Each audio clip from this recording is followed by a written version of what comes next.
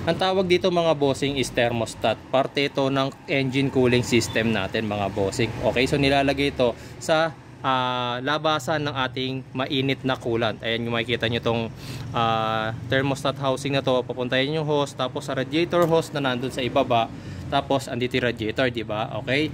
Pero mga bossing, alam nyo ba kung paano gumagana ang thermostat mga boss? Kung makikita nyo to, meron itong parang capsule dyan sa loob na meron niyang lamang wax. Okay, para mas maintindihan nyo paano siya gumagana, ito ipapakita ko sa inyo ha. Meron tayo rito lighter. Okay, lakasan lang natin ng konti. Ayan, paiinitan lang natin yung wax. Tapos sa ngayon mga bossing, naka-close yan kasi ganito ang pagkakalagay niyan. Ito yung part kung nasaan. Syempre ito yung ating thermostat housing, di ba? Diyan galing yung sa engine block natin, nandiyan yung coolant. Kapag kabaliktad ang pagkakalagay nyo, unang-una may mga thermostat na hindi nyo malalagay ng pabaliktad. Next thing, kapag pabaliktad man, meron mang mailagay ng pabaliktad mga bossing, hindi gagana ng maayos yung thermostat. Bakit? Yung cold, yung hot na coolant nandito sa side na to, andito yung wax. So kapag baliktad ang pagkakalagay nyo ng thermostat mga bossing, of course ano mangyayari? Mag-overheat ang inyong makina. So make sure mga boss, kapag nag-i-install ng thermostat, kung nasaan yung hot coolant sa side na to, dapat nandun yung ating wax, itong canister na to or itong capsule na to mga bossing, kasi yan yung magbubukas dito para lumabas ngayon or makadaan yung mainit na coolant, lalabas dito, pupunta sa hose hanggang sa ilalim ng radiator at palalamigin ng fan natin mga bossing. Pati yung movement ng ating sasakyan, yung hangin galing sa front grill natin. So ito, pakita ko sa inyo kung paano siya gumagana ha. Meron tayo ditong lighter, painitan lang natin yan.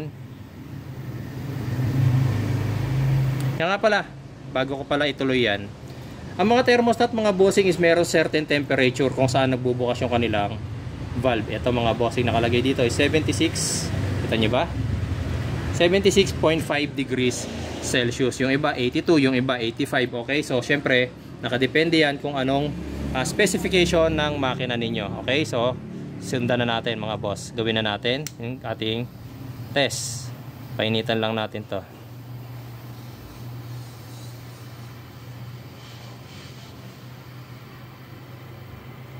Yan. Wait lang natin mga bossing.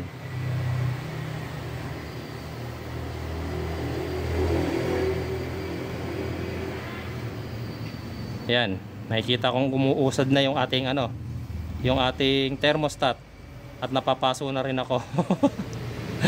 Ayan mga boss, wait lang ha. Sige lang, hintayin lang natin mag fully open siya, kaya pinainitan ko pa siya ng tuloy-tuloy. Kaya kung makikita nyo, yung canister na tinuro ko kanina is ayan, umatras na. Tapos ayan na makikita nyo, bumukas na yung ating thermostats. That way, makakadaan na yung ating coolant, diba? Okay, so ibig sabihin na-reach na niya yung temperature na 76.5 degrees Celsius pataas. I don't know kung ano man yung temperature niyan dahil wala tayong gamit na temperature sensor. Pero makikita nyo naman, bumukas siya fully and makakadaan na rito ngayon yung ating coolant. Ngayon, punta tayo sa may gwandang gripo. Subukan naman natin lagyan siya ng tubig para sumarado naman siya. Ito naman ngayon guys yung mangyayari sa kanya pag nagsimula na siyang lumamig. Makikita nyo, sumasara na yung ating valve hanggang lumapat siya doon. Tignan nyo, lalapat na yan. Okay, ayan, sumarado na siya ulit. So ganyan yung nagiging sistema niya sa loob ng makina natin. Once na mainitan to ng husto ng dahil sa mainit na temperatura ng ating coolant, remember guys, sa loob ng makina natin, ang boiling temperature ng tubig above sea level is 100 degrees Celsius.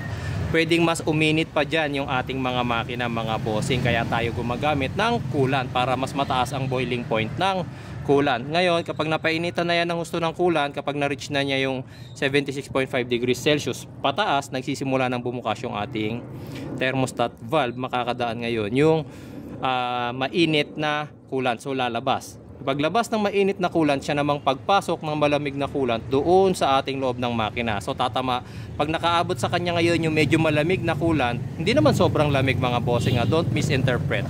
Baka isipin ng iba yung malamig na parang tubig ref. Okay, hindi ganon mga boss. mas malamig na lower sa 76.5 degrees Celsius kasi galing na siya ng radiator, napalamig na siya ng ating radiator fan, kaya mas mababa na siya sa 75 degrees Celsius. So sasarado na ulit yung ating thermostat. Okay, so ibablock niya ulit yung pagdaan ng coolant. In a way, yun naman syempre papalamigin naman nung coolant na yun yung makina natin habang siya umaandar. So ito yung kahalagahan ng thermostat mga bossing.